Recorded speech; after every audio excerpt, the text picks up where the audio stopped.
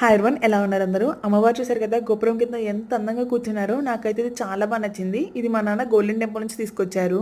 ఈ అమ్మవారి బొమ్మ గోల్డెన్ టెంపుల్ నుంచి యూఎస్ అయితే వెళ్ళబోతుంది మా తమ్ముడితో పాటు.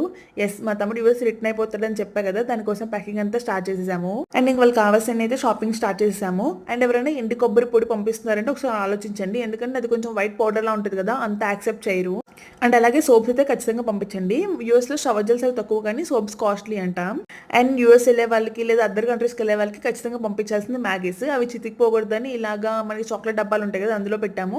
సో అవి నలిగిపోకుండా ఉంటాయని. అండ్ అలాగే బ్రష్లు, మనకి వెజల్స్ క్లీన్ చేసుకునే స్కాచ్ బైట్స్, ఇవన్నీ అక్కడ దొరకవని కాదు, దొరుకుతాయి, బట్ కొంచెం కాస్ట్లీ. ఎలాగో లగేజ్ వెయిట్ ఉంది కాబట్టి ఇంక పంపిస్తున్నాము. అండ్ అలాగే కొన్ని స్నాక్స్ కూడా చేశారు మా అమ్మ తనకి పంపించడానికి. ఇందులో అయితే మిక్చర్ ఒకటి చూసారు కదా, పల్లీల జీడిపప్పు వేసి ఎంత ఎమ్మీగా ఉందో. రెసిపీ కావాలంటే ఖచ్చితంగా కమెంట్ చేయండి. అండ్ నెక్స్ట్ అలాగే ఇంకా బిస్కెట్స్, కారపూస ఇవన్నీ కూడా ప్యాక్ చేస్తున్నాము. అండ్ చక్కలు చక్రాలు ఇవన్నీ ఏంటంటే మనకి ఇంటి దగ్గర షాప్స్ డబ్బాలు ఉంటాయి కదా, చాక్లెట్ డబ్బాలు, వాటిలో ప్యాక్ చేస్తాము.